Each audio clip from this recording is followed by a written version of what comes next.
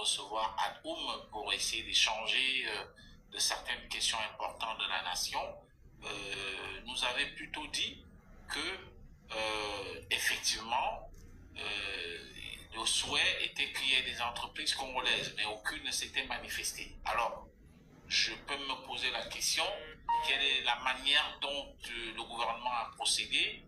Est-ce que c'était une sollicitation de bouche à oreille ou bien c'était fait de manière transparente et connue de tout le monde? Mais moi, je n'ai pas souvenance d'avoir vu cela quelque part. Et très rapidement, Terno, avant que tu... Alors, juste pour répondre à Blanchard, il est bien mentionné dans les 10 accords, hein, les accords qui cadraient, les accords cadres, qu'il n'était pas justement autorisé de pouvoir faire d'appel d'offres. Si je retrouve l'article, je pourrais l'afficher, mais ça veut dire que s'il n'y avait pas d'appel d'offres déjà signé dans l'accord cadre, il n'y a pas donc de possibilité. Alors je ne sais pas ce que le ministre a pu dire, mais ça veut dire que ça va dans le contresens par rapport à ce qui est dans le document. Je te laisse Blanchard poser la question que tu voulais.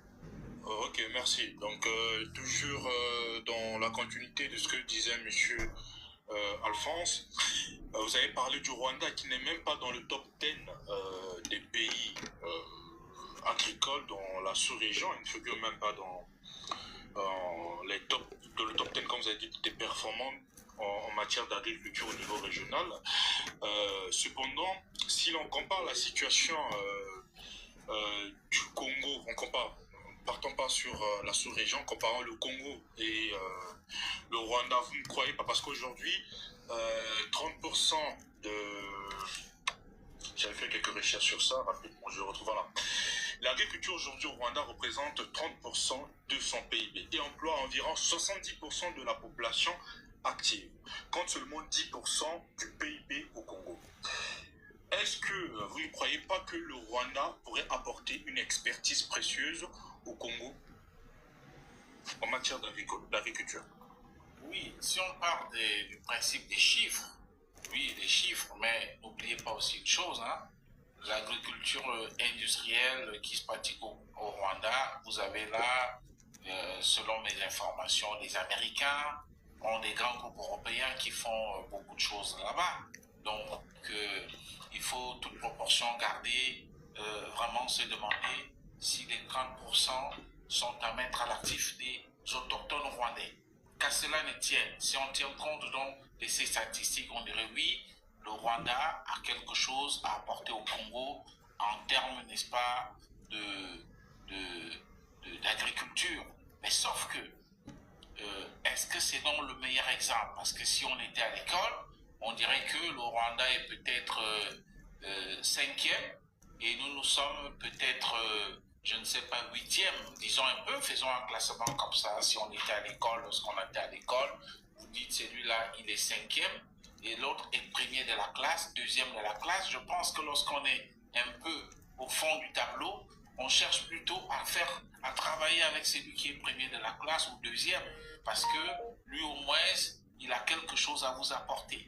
Mais si c'est lui qui est 5e et vous êtes à 8e, je pense que vous êtes quasiment, on peut dire, au même niveau. Donc, j'explique un peu terre à terre pour que vous compreniez. Donc, quand vous regardez les agences de rating qui font des classements en matière agricole en Afrique, on vous dit la Côte d'Ivoire, vous avez la Côte d'Ivoire, vous avez le Kenya, vous avez l'Éthiopie, vous avez le Nigeria, vous avez l'Afrique du Sud, vous avez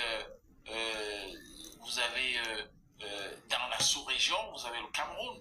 Donc, le Rwanda, je ne l'ai pas vu dans le top 10. Donc, ça veut dire que si franchement il y avait un choix à faire pour essayer de revaloriser notre agriculture, ce serait plutôt composé avec ceux qui sont au sommet.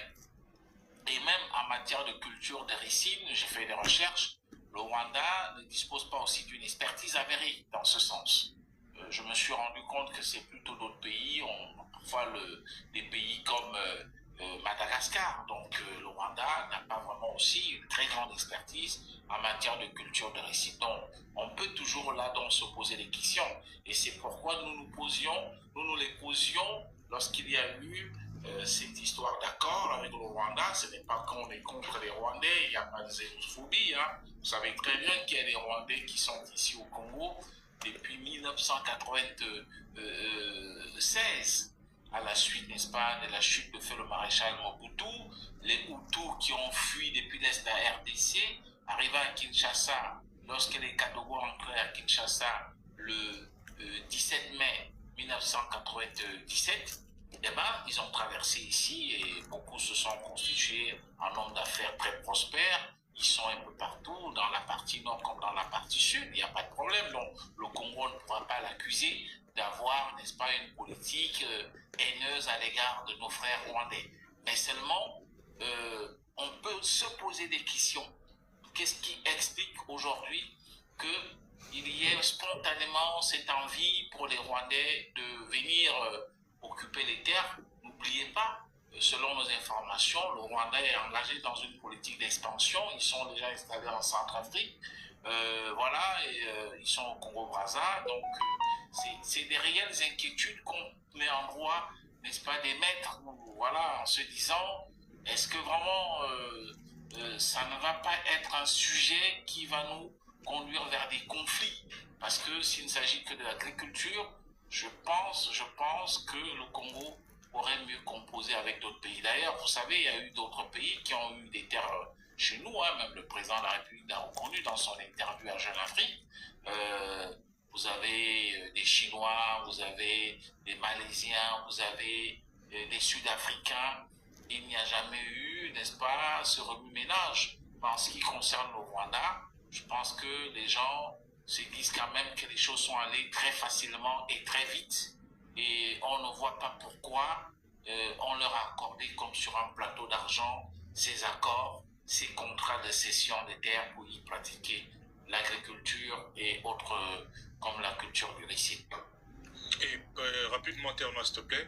Et est-ce que vous ne pensez pas que le Rwanda aujourd'hui, parce que le président, j'ai aussi lu son interview sur Jeune Afrique, et je sais aussi que le Congo avait concédé certaines parties des terres dans l'exploitation agricole et même forestière à certains pays. Alors, est-ce que le Rwanda aujourd'hui n'est pas victime de sa mauvaise réputation auprès de, par exemple, de ce qui se passe à l'est de la RDC? Est-ce qu'il n'est pas victime de cette réputation-là auprès des Congolais? Oui, il n'y a pas 36, il n'y a pas autre explication que celle-là. C'est-à-dire que grâce à ces terminaux aujourd'hui, nous savons ce qui se passe en RDC, nous voyons ce qui s'y passe. Voilà, et on essaie de faire une plongée dans l'histoire pour savoir comment les Banamunyengue sont arrivés dans les années 50 à l'est de la RDC, s'ils sont établis. Aujourd'hui, si la RDC connaît tous ces problèmes, c'est justement à cause de ça. Et ensuite, on suit quand même des grands reportages. Le grand journal, cet économiste, le journal britannique, a mené une enquête au Rwanda et a révélé que voilà, beaucoup de richesses dont se prévaut le Rwanda comme producteur sont tout simplement des richesses qui viennent de l'Est de la RDC. Ça, c'est pas moi. Les rapports de l'ONU le prouvent, ainsi de suite. Donc, ça fait que on devrait quand même, dans ce genre de situation, associer tous les experts que nous avons pour voir dans ce genre de contrat qu'est-ce que le Congo gagne et qu'est-ce que le Congo perd. Parce que j'ai l'impression que c'est un contrat à sens unique. Rwandair fait les lignes pratiquement, je crois, 2 fois par semaine chez nous. Nous, on n'a pas eu la compagnie qui va au Rwanda, c'est normal. On n'a plus Eker en situation, n'est-ce pas, de prospérité. Nous n'avons pas, nous avons plutôt les nôtres qui vont plus là-bas. Et quand eux, ils viennent, c'est justement, je crois qu'il y avait aussi dans le cadre de ces accords, des accords miniers. Je crois que le Rwanda est engagé dans une politique de renforcer sa banque centrale avec les achats d'or dans la sous-région, donc en Centrafrique, au Congo-Brazzaville. Bon, c'est des choses, je pense qu'aujourd'hui, il faut vraiment, sans être, on n'a rien contre nos frères rwandais. Pour votre gouverne, quelqu'un me disait que bon, il y a un Rwandais qui disait, bon, Alphonse, qu'il est contre nous. J'ai dit non, vous lui dites, je ne suis pas contre eux, hein, pas du tout. Mais c'est seulement que j'analyse des choses pour attirer l'attention de nos décideurs. Et c'est eux seuls qui savent, bon, dans le cadre de ce qu'ils appellent coopération sud-sud. S'ils ont vraiment bien mûri le dossier, s'ils ont bien mûri, tant mieux. Mais bon, demain, peut-être que les gens nous donneront raison. Ok. Merci, Alphonse. Alors, moi j'ai une question, enfin, pour ne pas qu'on s'éternise aussi sur la question des terres. Les gens ont beaucoup spéculé sur autorisation, pas autorisation, vente, pas vente.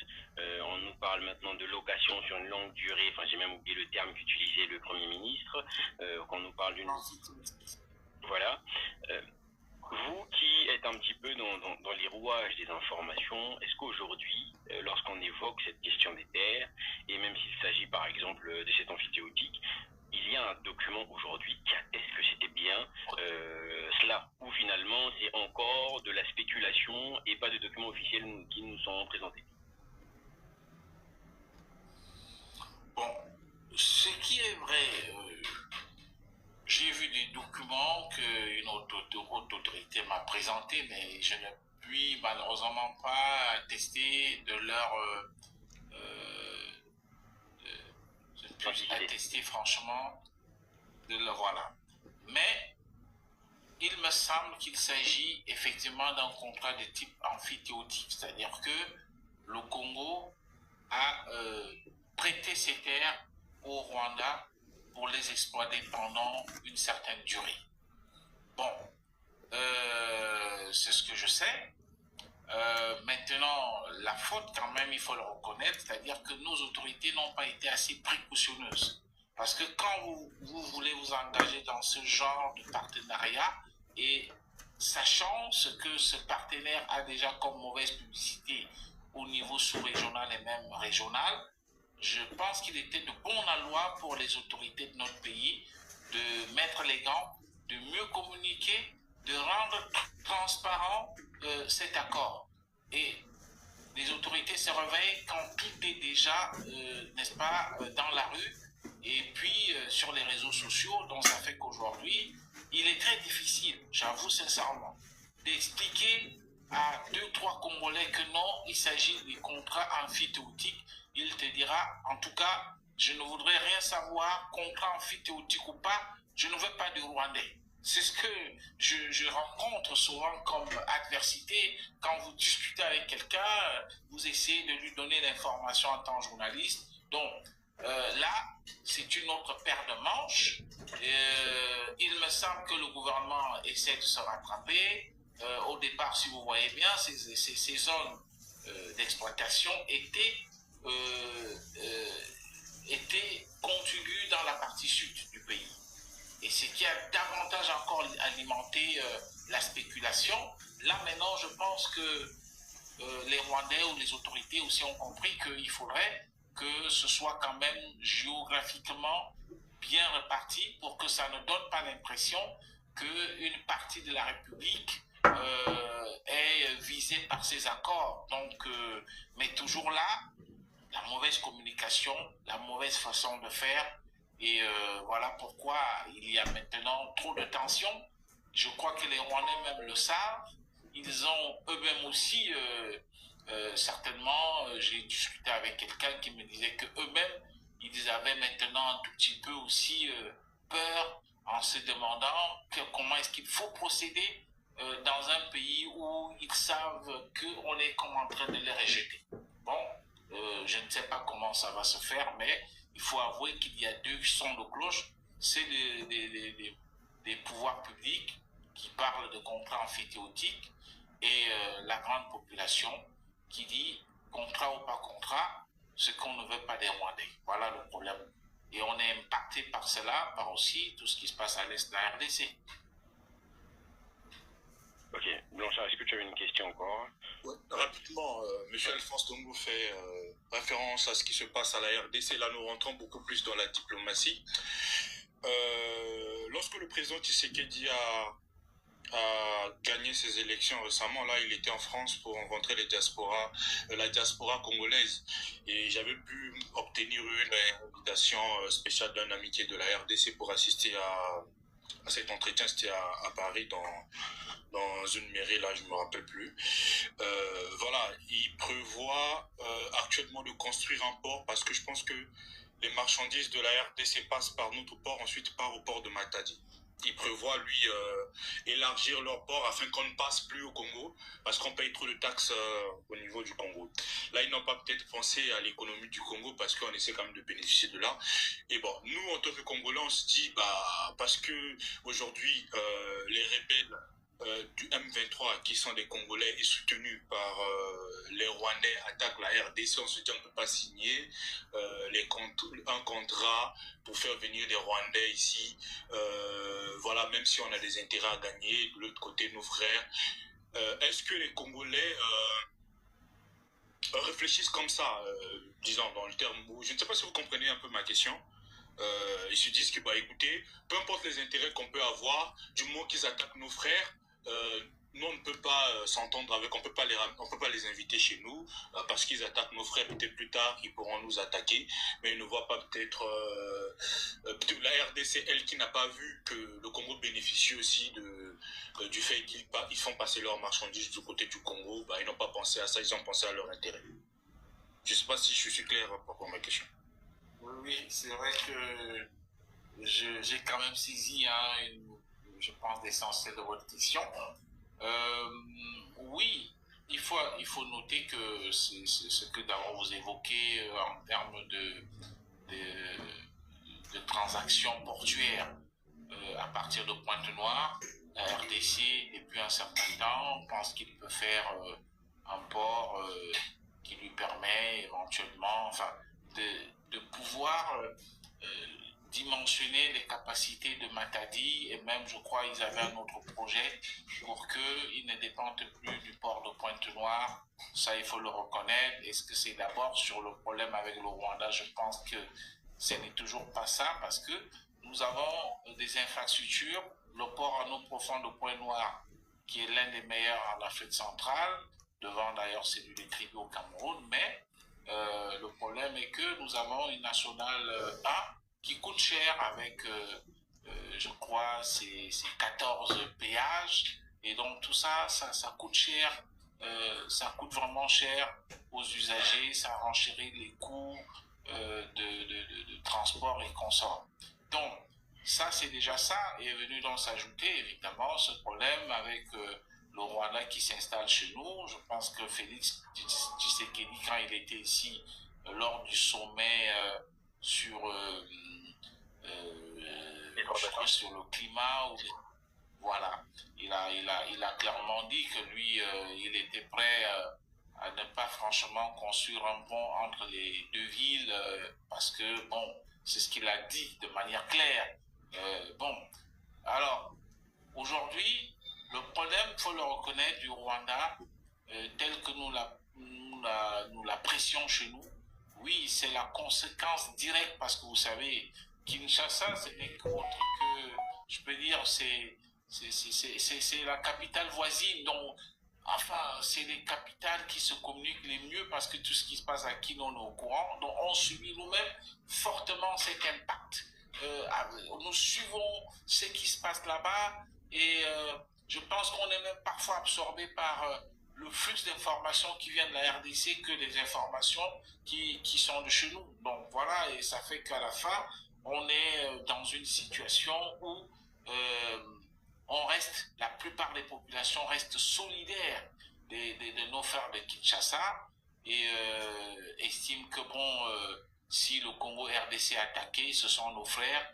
Donc voilà, ça tourne un peu autour de tout ça. Peut-être, je ne sais pas si je suis dans la trajectoire de votre question, comme j'ai pu certainement capter l'essentiel de ce que vous voudriez avoir comme information. Si vous n'en êtes pas satisfait, vous pouvez me repréciser les éléments que je peux avoir. Ouais, rapidement, si je parlais de cette question, parce que en réalité, les pays n'ont pas d'amis, mais que des intérêts. Parce que nous, on va peut-être en pâtir ou bien être du côté de la RDC parce que sont nos frères, ils sont proches de chez nous. Voilà, on est directement impacté par rapport à ce qui leur arrive. Mais la France, aujourd'hui, qui a donné l'embargo des armes, d'ailleurs, je tiens à vous rappeler qu'il y a de cela quelques mois, Ils ont fait encore entrer la requête qui a été validée, toujours pour garder la RDC sous embargo, de ne pas avoir la possibilité d'acheter des armes, n'a pas empêché au président Tshisekedi de faire son premier voyage en France lorsqu'il a été réélu et de signer des accords commerciaux pour construire même, ils ont même un projet de construire un métro, je pense, à la RDC. Ça ne l'a pas empêché, malgré que la France lui donne mettre des embargos, et c'est même le pays qui porte ces projets-là au niveau de ces instances-là. Ça ne l'a pas empêché, vraiment, de se dire, bah écoutez, la France c'est quand même un pays qui me donne les embargos, je ne peux pas acheter des armes pour combattre les Rwandais. Ça ne l'a pas empêché d'aller signer des accords pour donner de l'argent aux Français et de faire des affaires avec les Français. Ça ne l'a pas empêché. Pourquoi alors ça empêchera au Congo-Brazzaville, sous le prétexte d'empathie, ce sont nos frères, de ne pas signer avec les Rwandais? Justement, c'est une question que beaucoup d'autorités évoquent en parlant de la souveraineté de chaque État. Nous sommes libres de signer des accords avec qui on veut. Et s'il s'agit du Rwanda, mais bon, sauf que dans le cas précis, il faut avouer, hein, Kinshasa s'est vu d'un mauvais œil. Ça a même à un moment donné constitué un certain foi dans les relations entre Kinshasa et Brazzaville. Bon, je pense qu'il faut lire ça comme ça. Je préfère être un peu limité parce que c'est une question qui concerne deux États et un troisième État qui est le Rwanda. Donc, je pense que vous comprendrez pourquoi est-ce que je me veux un peu avoir en parole sur cette question. Ok, très bien. Alors, une question fondamentale, en sortant un peu de cette histoire de Rwanda, je pense qu'on a compris un petit peu ce qu'il fallait comprendre de manière générale.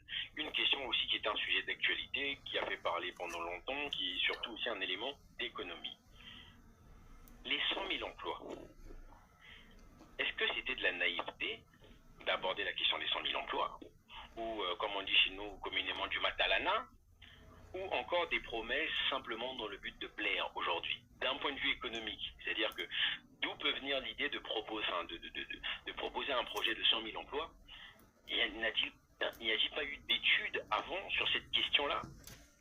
Vous qui êtes un petit peu de l'intérieur, qui comprenez un petit peu, si on vient proposer un tel projet, c'est que j'estime qu'il y a quand même une étude, j'imagine, qui a été effectuée avec un plan bien cadré. Alors que le plan ne fonctionne pas comme prévu, je veux bien l'entendre, mais on n'a pas l'impression aujourd'hui que ce soit le cas. Qu'en pensez-vous? Très bonne question. J'y réponds tout de suite de manière sèche que c'est vraiment une utopie. On ne peut pas créer 100 000 emplois en une année en disant, bon, l'État va en créer 10 000 déjà dans son propre secteur et 100 000, ce sera au secteur privé, enfin 90 000 reviendront au secteur privé. C'est vraiment une utopie. C'est à la limite, on peut se demander, est-ce que les gens sont allés s'asseoir en conseil des ministres et puis ils ont dit, bon, on va créer 100 000 emplois. Et puis, bon, ils se sont levés et ils ont fait un communiqué. C'est à la limite impensable. Un pays comme la Côte d'Ivoire que vous connaissez, qui est la première économie aujourd'hui dans la zone francophone, la Côte d'Ivoire a fait un projet de 40 000 emplois, étalé sur 3 ans, s'il vous plaît, et avec des chiffres précis, un programme total qui tourne autour de 700 millions de dollars. Donc, avec, n'est-ce pas, un morcellement, chaque année, voici ce que l'État entend engager et voici combien de personnes on va sortir de sous-emploi ou alors du chômage. Mais en ce qui nous concerne, ça a été une annonce, j'étais le premier à dire, c'est impossible. Et je me réjouis parce que finalement, le gouvernement a dû faire marche arrière. Récemment, le ministre Mongala, au cours de la quinzaine gouvernementale, a dit non, cette fois-ci, ce n'est plus à la fin de cette année, ce sera donc étalé sur 3 ans. Et je me suis permis de lui poser la question récemment. J'ai dit, bon, oui, ça a été dit sur 3 ans, ça me paraît vague. Qu'est-ce qui est prévu? Quels sont les chiffres, ça va se passer comment, telle année vous allez embaucher tel nombre de personnes, ceux qui sont engagés dans l'auto-entrepreneuriat, qu'est-ce qui est prévu de manière concrète. Il m'a dit, voilà, je te renvoie à notre communiqué du gouvernement. Bon, bref, si vous comprenez, ça veut dire que ça n'a pas été bien ficelé. Ça relève vraiment de l'utopie. C'est impossible. Je vous ai parlé de la Côte d'Ivoire qui a un tissu industriel plus important que nous, qui a une population plus importante que la nôtre et qui a prévu au lieu de 100 000 emplois, c'est plutôt 40 000.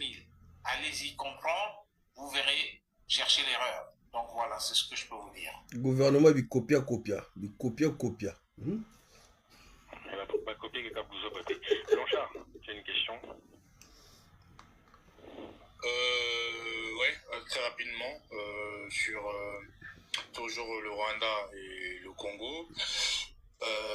On parle, comme tout à l'heure, on parle de bonfit théotique contre autorisation express occupée dans le journal officiel. D'un côté, sur le site de l'ambassade du Rwanda au Congo, ils sont allés voir le ministre des Affaires foncières que nous avons eu dans ce live de Faye ici, on l'avait invité. Il avait dit, mais quiconque défi de lui montrer les documents, disons qu'il a remis les titres fonciers au Rwanda.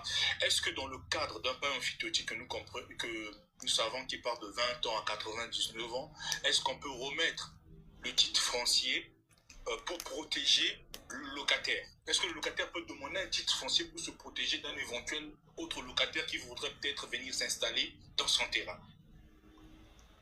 Non, sur le plan juridique, cela n'est pas possible. Un contrat amphithéotique veut dire vous utilisez pendant une certaine durée un bien qui vous est cédé à titre locatif.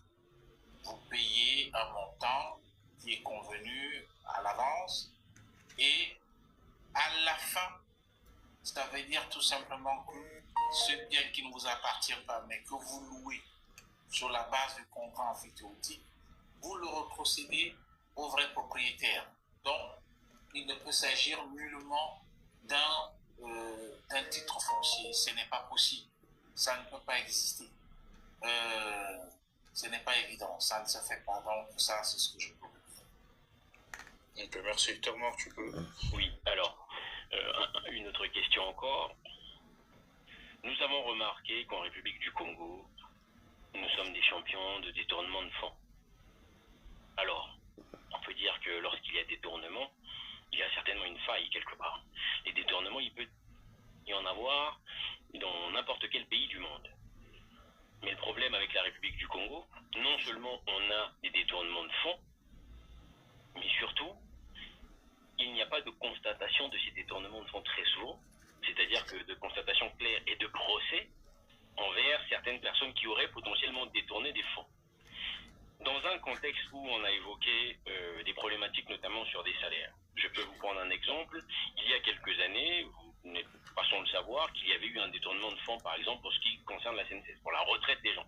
C'est-à-dire qu'il y a des Congolais qui ont volé l'argent de la retraite des Congolais. Donc il y a certains retraités qui sont là, qui souffrent, ne perçoivent pas leur argent, parce que certains individus congolais ont volé, je ne me rappelle plus du montant exact, mais je crois que c'était à peu près des 10 milliards de francs CFA. Aujourd'hui, il n'y a pas vraiment eu de procès, il n'y a pas vraiment eu de situation claire sur ces sujets-là. Comment est-ce que vous voyez ça, vous qui êtes journaliste, mais en même temps avec cette vision économique? Comment est-ce que le Congo peut s'en sortir avec ce genre de comportement? Parce que même si on prend des mesures, on aura toujours des voleurs pour faire leur travail aussi. Parfaitement d'accord avec vous. On ne peut pas redresser l'économie d'un pays si on accorde un blanc-seing à tous les prévaricateurs, c'est-à-dire à tous ceux qui sont coupables d'actes de corruption ou de vol de deniers publics. Ça fait partie, n'est-ce pas, de la lutte contre, n'est-ce pas, la pauvreté. Bon, c'est bien dommage parce qu'on a l'impression que si quelqu'un réussit à détourner les fonds publics, il bénéficie d'une certaine immunité. Et puis, si derrière vous apprenez qu'il est allé à la maison d'arrêt, c'est pour en faire certainement, je sais pas, un jour ou alors pourquoi pas un mois. Et après, vous le voyez au quartier. Donc, c'est quand même étonnant parce que dans le cadre de la lutte contre la pauvreté, telle que menée par le Haut Conseil de la lutte, la HALC, au Conseil, la Haute Autorité de lutte contre la corruption, je ne vois pas franchement des vrais voleurs. Je vois plutôt des voleurs de poules. Hein, comme récemment, vous avez appris que bon, il y a un directeur d'hôpital à Dolisie qui a été gardé. Tandis que ceux qui franchement nous ont plongé dans la situation qui est la nôtre, c'est-à-dire les gens qui ont détourné des centaines de millions, des milliards, vous avez l'impression qu'ils ont réussi à avoir des bras longs pour contrôler quasiment toute la chaîne qui va des services jusqu'à la justice. On a l'impression parce qu'ils sont quasiment des intouchables. Mais alors, dans ces conditions, ça fait quoi? C'est lui qui est titulaire d'un poste budgétaire ou qui est nommé de haute fonction, peut se dire, mais si on n'a pas mis tel en prison, moi aussi je peux en faire autant. Et ça devient comme un petit sport national. Dès que vous voyez quelqu'un, il est nommé, au bout d'un temps, vous apprenez qu'il a acheté une parcelle à 200-300 millions de francs CFA au plateau des 15 ans, Batignolles, les quartiers les plus en vue. Et ce n'est pas pour y vivre, c'est pour casser et reconstruire une autre. Donc s'il y avait un peu, peut-être ce qu'on appelle en France, abus de biens sociaux, ce délit chez nous, je crois qu'il y a plein de gens à qui on poserait la question, combien, où est-ce que vous avez trouvé de l'argent pour vous construire cet important immeuble? Et on fait une évaluation patrimoniale et on se rendra compte que ce monsieur n'a jamais eu un crédit bancaire. Donc voilà, c'est des choses malheureusement qui se passent chez nous et on ne peut pas avoir de développement s'il y a un carton vert accordé à tous ceux qui sont à la base de la prévarication dans notre pays. Ok, alors avant que je pose ma dernière question, est-ce que Blanchard, tu as une question à poser ou je peux y aller? Non, tu peux y aller. Peut-être prendre 2-3 personnes hein, parce que nous sentons la fatigue chez M. Ndongo de l'avoir retenu pendant longtemps. Hein. Ouais. Alors, avant que je ne pose ma question, bien entendu, je vais faire quelque chose d'assez long. Nous avons compris qu'en République du Congo, on n'est pas capable de payer des salaires de façon normale. On est obligé d'aller emprunter ailleurs. Nous sommes donc un pays, qu'on peut le dire, entre guillemets, mendiant. Si nous ne mendions pas les salaires, enfin en tout cas de l'argent quelque part, on serait incapable de payer. En ce qui concerne l'éducation en République du Congo, nous savons déjà que l'éducation aujourd'hui est catastrophique. Nous avons des programmes que les Occidentaux nous ont laissés. Même en matière d'histoire, nous sommes incapables aujourd'hui de nous en sortir. En ce qui concerne la sécurité, nous savons qu'il y a une hausse de délinquance avec le phénomène, par exemple, des bébés noirs. Il y a une hausse de cambriolage. En ce qui concerne la santé, nous savons déjà que les services hospitaliers sont catastrophiques. Les gens ont même peur d'aller maintenant dans les hôpitaux, alors que logiquement, un hôpital est un endroit qui est censé apporter une forme de sécurité psychologique à une personne, mais aujourd'hui les gens se disent ah nakena CHU et si je vais assister, pareil on va me tuer. En ce qui concerne le sport, la République du Congo, spécialiste des suspensions, je rappelle que la fédération de judo est suspendue depuis très longtemps, la fédération de basket suspendue très longtemps, la fédération de taekwondo, le football on sait ce qu'il en est, hein, donc même pour les homologations de stade on nous en fait tout un plat. En ce qui concerne l'agriculture, le Congo aujourd'hui est incapable de vivre de lui-même. Si nous n'importons pas des produits, nous allons mourir assez rapidement. En ce qui concerne, bien entendu, tout ce qui est transport et logistique, nous avons toujours ces problématiques de transport. Si on parle même d'avion, nous n'avons pas de vraie compagnie congolaise qui peut faire des trajets à l'international. Ça aussi, c'est un problème. En ce qui concerne les énergies et les ressources naturelles, nous savons que nous avons des grands problèmes d'électricité. Nous avons encore vu le cas des problèmes d'électricité tout à l'heure dans le live, puisque ça avait dû couper chez vous parce que quelque part il y a eu une coupure. On sait aussi qu'il y a des problèmes d'eau. En ce qui concerne les forces de l'ordre, au lieu que les forces de l'ordre soient là pour nous protéger, mais les gens aujourd'hui, lorsqu'ils voient la police, ils ont plus peur de se faire tabasser, de se faire agresser que d'être protégés. Est-ce qu'aujourd'hui, on peut dire qu'il manque juste que Satan soit au Congo pour qu'on appelle ça l'enfer? Bon, non, le tableau est vraiment apocalyptique, non. C'est vrai, je dois reconnaître, chers compatriotes, oui, vous qui êtes si loin, ça, et quand vous venez à comparer avec le niveau de vie qui est le vôtre, avec l'organisation qui est la vôtre là-bas, oui, il y a une différence. Bon, mais c'est pas vraiment le déluge, je dois aussi le dire. C'est vrai, oui, c'est très difficile, vous êtes là, il n'y a pas de courant. Bon, tant mieux, on en a eu jusqu'à maintenant, j'avais peur que ça coupe encore. Si vous prenez un abonnement Internet, la qualité n'est pas toujours au rendez-vous. Aujourd'hui, je vais vous faire une confidence. Je suis allé parce que je voulais payer un abonnement d'eau. Voilà, chez moi-même parce que j'avais acquis un petit lopin de terre et puis voilà, et j'ai une brique, j'ai finalement décidé de l'intégrer. Et j'ai dit, bon, je vois l'eau ne coule pas, on me dit non, il y a maintenant des nouveaux tuyaux qu'on est en train d'installer. Je suis allé à l'agence, le directeur d'agence me dit, bon, pour qu'on t'installe, il faut d'abord payer l'étude. C'est combien? C'est 5 000, j'ai payé 5 000. Je n'ai pas eu un reçu. Je n'ai pas eu de reçu, je suis sorti comme ça. Et il m'a appelé, bon, il faudrait que tu viennes payer 75 000 francs, donc un peu plus de 100 euros, hein, je sais pas, 120 euros comme ça. Il faut venir payer ça demain pour qu'on puisse maintenant t'installer un abonnement. Donc vous voyez, il y a des choses comme ça, on n'est pas organisé, vous avez des routes qui ont plein de trous partout. Bon bref, on vit cela, mais j'avoue, c'est ça qui fait aussi notre force, on est habitué. On est habitué, c'est vrai que nous on ne peut pas comparer nos pays au vôtre, là où vous vivez. La situation est un peu comme ça quasiment partout quand je fais la ronde de l'Afrique. Bon, chaque pays a ses réalités, hein. Il y en a qui avancent, il y en a qui n'avancent pas. C'est gênant de constater que on n'a même pas les moyens de locomotion qu'il faut. C'est gênant de constater que nous ne pouvons pas nous nourrir à notre faim et que le Made in Congo se fait rare sur le marché, qu'il y a vraiment une inflation galopante des produits de première nécessité. C'est très difficile, mais je tiens quand même aussi à vous dire que ce n'est pas vraiment l'apocalypse. C'est-à-dire que ne vous dites pas, oh là là, je viens au Congo, voilà. Non, il faut bien revenir parce que le Congo compte sur sa diaspora que vous êtes.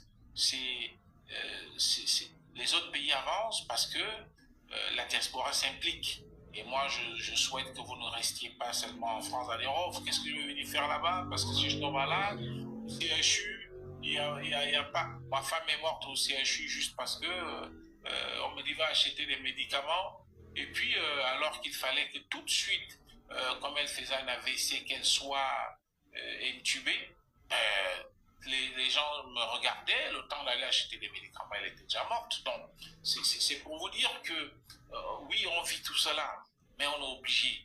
Heureusement, bon, je sais que vous ne priez plus beaucoup là-bas, mais nous, ici, on prie beaucoup, et le bon Dieu fait grâce. Quand il n'y a pas d'eau, il nous envoie la pluie. Quand il n'y a pas de courant, on s'en accommode, on fait avec, mais je pense quand même qu'il y a aussi une certaine volonté. Il faut pas, je ne fais pas la publicité des politiques, je ne pense pas qu'ils sont des gens méchants qui sont venus pour faire du mal. Ils font des choses, mais alors il y a aussi la maintenance. Il y a le fait qu'on construise un stade. Vous voyez le stade de Sibiti, je l'ai vu hier sur une photo, il y a des arbustes qui poussent dessus. Donc, est-ce que vous pouvez comprendre que le Congo n'est même plus de stade de football alors qu'on en a construit pratiquement dans chaque chef-lieu de département. Donc, il y a nous-mêmes, il y a aussi des dirigeants. Je pense que on peut reprocher au président de ne pas punir. Parce que s'il punissait ceux qui sont justement des mauvais gestionnaires, il y aurait un peu d'ordre. Qu'est-ce qui fait la force du Rwanda auquel nous faisions allusion? à l'heure. Kagame, c'est le guide éclairé. Et nous aussi, je pense que c'est des choses qu'on peut faire. Parce que franchement, du point de vue infrastructure, il y a eu beaucoup d'argent investi pour construire des hôpitaux, des routes, des ponts, des aéroports, des aérogares, des écoles, refaire les amphis des universités, mais malheureusement, l'entretien n'est pas au rendez-vous. Chacun fait de ça ce qu'il veut. Si on regardait le style de Kintele, l'un des plus beaux stades d'Afrique, mais vous arrivez, les gens ont tout pillé, cabine de reportage, des sièges, ainsi de suite. Donc, c'est pourquoi je pense que il faut maintenant que la situation que nous vivons, hein, elle est difficile, il faut que je vous le dise, contrairement à ceux qui disent non, c'est un petit incident technique. Je crois que ça va nous replonger au travail. Parce que là même, c'est parce que les gens ne se rendent pas compte, mais à un moment donné, on pourra subir encore plus que ça. Donc, moi, je vous remercie et je vous dis, ne pensez pas que c'est l'apocalypse ici. Ok, très bien. En tout cas, merci. Blanchard, est-ce que tu voulais rajouter avant qu'on fasse nécessairement monter peut-être 2-3 personnes? Ouais, je sais pas si on pourra encore faire monter les gens, hein, oui, au vu de l'heure. Alors, est-ce qu'il y a des gens qui avaient des dernières questions, hein? En tout cas, pour nous, c'était fini, puisqu'on va pouvoir libérer aussi quand même M. Ndoro qui va pouvoir... ouais, une dernière question, Terre Noire, j'allais oublier. Monsieur Alphonse, vous parlez souvent d'Equerre, je vois souvent vos publications sur l'Equerre. Quelle est la situation actuelle d'Equerre? Ça sera ma dernière question. Et puis, merci. D'accord. La situation d'Equerre, pour être vraiment claire, Equerre ne dispose que d'un seul appareil, un Boeing 737, je sais pas, 200 ou 300. Alors, une compagnie, connaissez-vous une compagnie qui peut vraiment relancer ses activités et tourner à plein régime avec un seul appareil? Récemment, je vais vous le dire, hein, les travailleurs d'Equerre qui, des gens m'envoient des informations, ils sont à 3 mois sans salaire. Les expatriés qui s'occupent qui sont les navigants, il y en a un Iranien qui a dû démissionner et il est parti parce qu'il dit je ne peux pas vivre sans salaire. Et pour les navigants, c'est très dangereux parce qu'un navigant qui n'est pas payé et il prend les commandes d'un avion, c'est très dangereux. Donc pour moi, je crois que, je vais être honnête, on s'est précipité à vite relancer Equerre parce qu'il fallait montrer au président que oui, voilà, quelque chose est en train de se faire. Mais ça ne m'étonnerait pas s'il y a un seul avion. S'il n'y en a pas d'autres d'ici à là, on m'a dit que dans le cadre de la visite du président en Chine, il y a espoir que vraiment il y aura certainement 2 autres appareils qui vont arriver. Alors, on ne sait pas si c'est en leasing ou si c'est en option d'achat, mais Equerre, franchement, disons-nous les vérités, il n'y a pas de possibilité de faire un bon chiffre d'affaires afin de faire du bénéfice pour l'instant.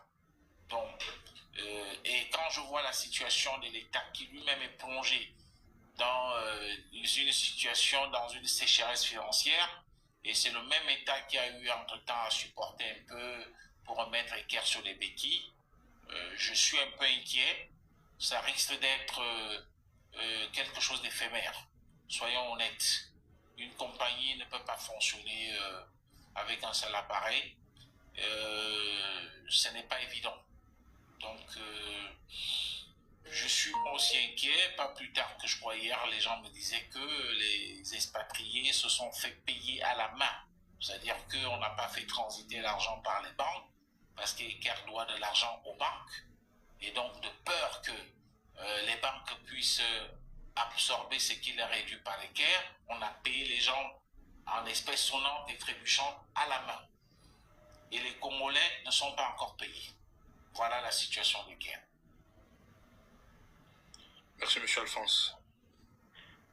Alors, donc, je crois que il n'y a pas des personnes voilà, qui pouvaient poser des questions. Donc, si on comprend bien aujourd'hui, pour faire s'il y en a encore, je suis encore, je n'ai pas. S'il y en a encore, je vais y répondre. Alors, Voilà. si on comprend bien aujourd'hui... Non, s'il te plaît. Ah, j'allais poser... Vas-y. Si tu peux rapidement, pour ceux qui viennent d'arriver, Oui. si tu peux faire un résumé rapidement sur simplement des sujets que nous avons abordés, comme ça leur donne une idée. Pour ceux qui viennent d'arriver, peut-être de poser des questions. Il y a un gros risque qui pose des questions qu'on a déjà posées. Mais alors, pour les personnes qui viennent d'arriver, donc nous avons abordé un petit peu avec M. Alphonse Ndongo un certain nombre de questions ici. Nous avons parlé de la problématique que tout le monde a pu voir sur la question, par exemple, des salaires. On a pu aborder un petit peu la question des terres. On a parlé aussi la question des 100 000 emplois qui étaient promis là aux Congolais. On a pu aborder un petit peu tous ces sujets-là d'ordre économique. Et donc là, l'objectif, voilà, et je crois que M45 a une question. Si vous avez une question M45, envoyez votre demande. On vous acceptera pour pouvoir poser votre question. Alors, je pose juste ma question en attendant. Roxy, alors si sur le dernier sujet, là, notamment concernant les avions, vous avez des questions, vous pouvez monter. Voilà, panel libre, j'ai envie de dire entre guillemets. Panel libre, ça ne veut pas dire que ce sera le désordre, mais ma question est plutôt celle-ci. Alors, si on comprend bien aujourd'hui, il y a un problème sur la question de la gestion économique du Congo, puisqu'on a un problème soit de suivi aujourd'hui, on a un problème notamment sur nos recettes, on a peut-être du mal à anticiper, c'est pour ça qu'on emprunte à chaque fois pour pouvoir payer. Quelle est donc la situation actuelle, je dis bien dans la situation actuelle, je prends un exemple. J'imagine que, alors ce sera à vous de nous dire, est-ce que nos recettes aujourd'hui sont plus que nos dépenses publiques. C'est-à-dire que lorsqu'on paye, par exemple, est-ce que ça coûte par exemple 100 000, mais est-ce qu'en termes de recettes, nous récoltons 150, qui pourrait nous permettre de nous dire que sur 4 ans ou dans 5 ans, nous serons capables de pouvoir éviter la problématique de toujours emprunter de l'argent. Est-ce que, ou c'est plutôt peut-être l'inverse? Je vous laisse répondre. Bon, je comprends bien votre question.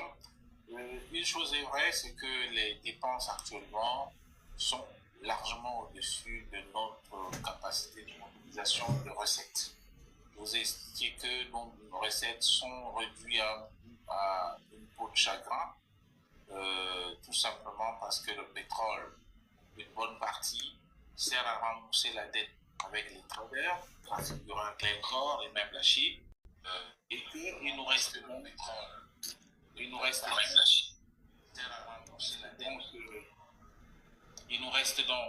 la douane. Il doit mobiliser cette année 188 milliards, tandis que les impôts officiellement sur le budget sont à 935 milliards. Bon, c'est peu. Vous savez qu'on a trop d'institutions qu'il faut faire vivre. Il y a même des anciens ministres qui sont reconvertis en super conseiller du président ou bien du premier ministre avec rang de haut commissaire au quoi. Tout ça, ça coûte cher à l'État. Donc, mais il y a une perspective parce que je vous ai dit que il y a un trader qui va donc, on finira de payer un trader d'ici la fin de cette année, ce qui va faire que le Congo respire un peu. Et il y a un deuxième, si on a respecté le service de la dette de manière correcte, le deuxième, ce sera au premier trimestre 2025. Donc, cette perspective permet donc au Congo éventuellement de pouvoir à nouveau bénéficier de l'essentiel de ces recettes pétrolières en dehors de celles qui vont toujours être adossées au paiement de la dette envers la Chine. Donc, c'est peut-être ça la bonne nouvelle, mais encore faudrait-il qu'on soit sûr que nous avons respecté le service de la dette en ce qui concerne le premier trader et le deuxième trader également vers le premier trimestre 2025. Okay. Il y a une question que j'avais vue dans les commentaires de la part de Rock qui posait la question de savoir les deux avions chinois. Apparemment, il y aurait deux avions chinois qui seraient en cours d'achat. Est-ce que c'est une vérité ou encore une utopie? Bon, moi je suis honnête. Quand je regarde les finances du Congo aujourd'hui, je pense qu'il faut enlever l'idée que nous sommes en train de vouloir acheter deux avions en Chine. Je pense qu'il y a plutôt un partenariat partenariat, parce que je crois le Denis Christel est là-bas pour ça, un partenariat qui devrait être engagé, parce qu'il y a aussi le président du conseil d'administration des Caire, Dini Innocent, qui est là-bas, en Chine. Je crois qu'il y a plutôt la perspective de leasing, de prendre 2 avions chinois en leasing. Est-ce qu'il y a l'option d'achat? Je n'en sais rien. C'est avec ces avions que le Congo voudrait donc renforcer sa flotte afin de commencer à faire des lignes sous-régionales ou régionales, c'est-à-dire je pense qu'il prévoit faire Douala et Cotonou dans un premier temps. Donc, afin de pouvoir donc maximiser, n'est-ce pas, les recettes. Mais parler d'achat, je n'en suis pas certain. Enfin, je ne vois pas, au regard de la situation financière qui est la nôtre, engager des milliards tout de suite parce qu'on va chercher 2 avions.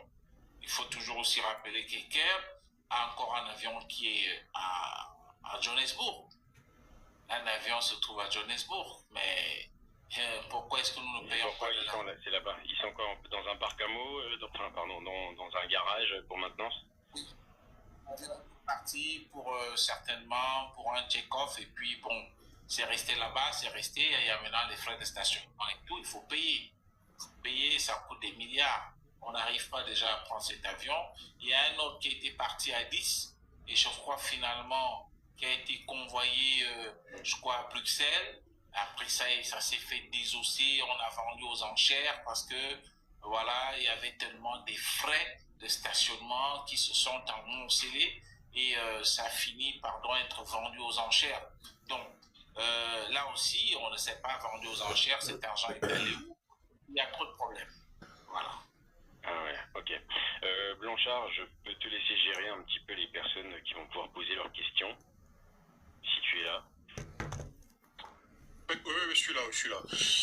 Alors, donc, nous allons commencer par M45.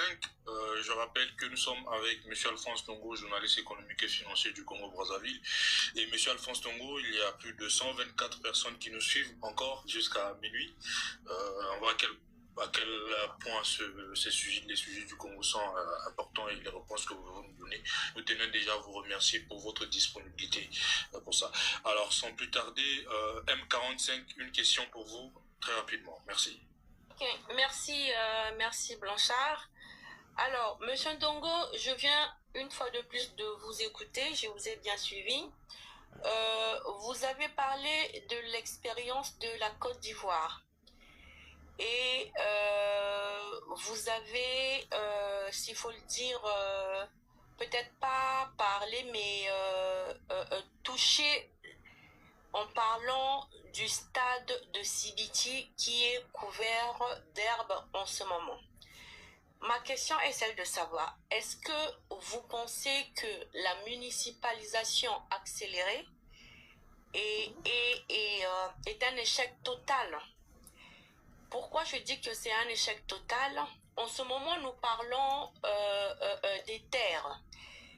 Pensez-vous que le Congo, après avoir injecté plusieurs milliards pour la municipalisation accélérée, peut encore le faire pour pouvoir développer le côté économique?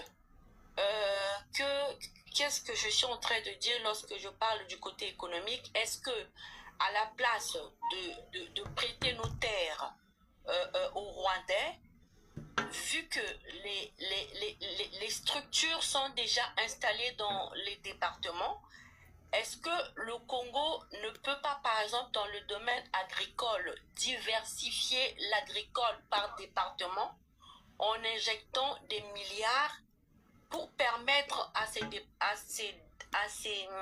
départements de pouvoir se développer? Là, je parle uniquement du côté agricole, de pouvoir se développer, ainsi pouvoir permettre une indépendance financière à nos départements. Je ne sais pas si ma question elle est claire. Je ne sais pas si vous avez compris. J'ai compris, ça a des volets. D'abord, est-ce que la municipalisation accélérée est quelque chose qui a été bénéfique pour le Congo? Bon, je pense que Un jour viendra où les vrais experts vont s'asseoir et faire le bilan de la politique de municipalisation accélérée au Congo.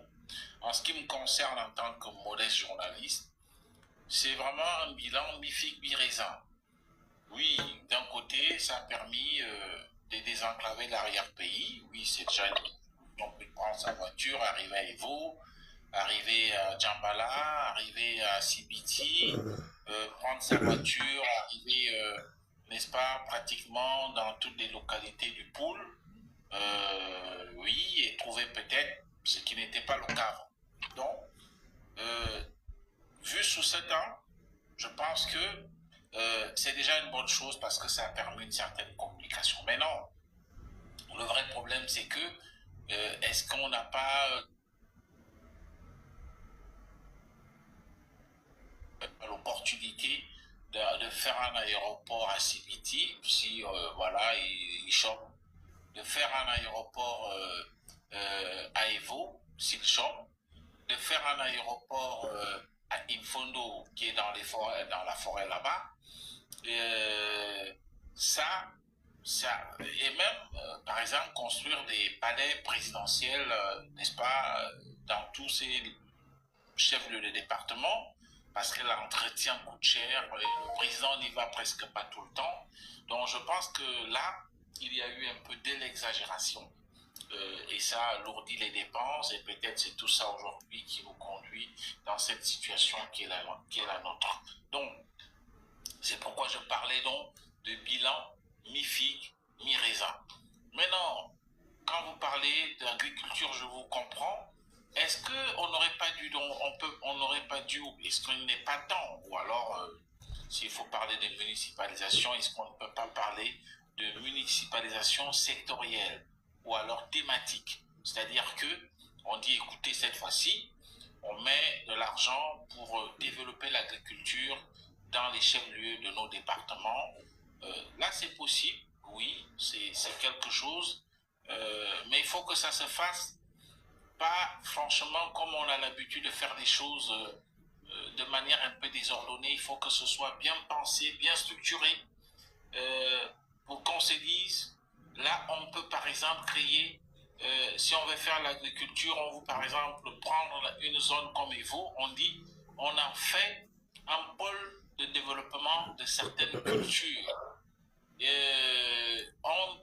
On prend par exemple CBT, on s'est dit, oui, on constate qu'ici, la culture, ou je ne sais pas, ou de la banane plantain, ou de ceci, et on en fait un pôle. C'est possible. Ce sont maintenant des choix politiques. Je crois savoir qu'à un moment donné, le gouvernement a voulu réorienter la politique de municipalisation accélérée en parlant de municipalisation thématique. On dit, bon, on consacre le maximum d'argent pour essayer de l'injecter dans le secteur de la santé. Hélas, c'est un résultat nul parce que ça a été fait. Bon, on injecte un peu de l'argent pour le secteur de l'éducation. Bon, il y a des choses qui auraient pu être mieux faites, mais quand vous regardez, il y a toujours des écoles sans table-banc, il y a eu des détournements. Donc voilà le vrai problème. Le vrai problème, c'est celui-là. Donc ce que vous dites ne peut aussi se faire que si on essaie de minimiser les détournements. S'il y a toujours des détournements tels que nous le voyons, faites ce que vous voulez, donnez le nom que vous voulez, le contenu que vous voulez,